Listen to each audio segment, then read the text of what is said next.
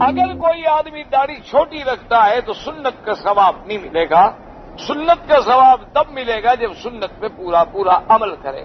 اب دیکھو نا جی، سنت ہے 2 رکعت، تم 1 رکعت پڑھ لو تو سنت ادا ہو جائے گی.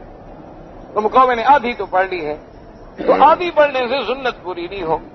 ابھی عشاء کی نماز پڑھیں گے انشاءاللہ 4 رکعت، تو کوئی 2 رکعت پہ سلام پھیر کے چلا جائے کہ چلو یار آدھا کام تو میں نے کر لیا ہے نا، تو نتیجہ کیا نکلے گا کہ وہ نماز ہی نہیں ہو.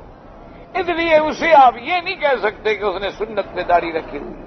سنت پہ داڑھی رکھنے کا مطلب یہ ہے کہ وہ 1 مشت کے برابر، یا پھر بعض لوگ ہیں ان بیچاروں کی داڑھی نکلتی نہیں، چھوٹی ہوتی، جتنا اللہ نے ان کو دی ہے ان کے بلے میں کوئی بات نہیں. بہرحال لیکن جس نے رکھی ہے اس کو رکھنے دو، تاکہ کم از کم وہ داڑھی والوں میں شریک ہو کر دین کی طرف آ رہا ہے.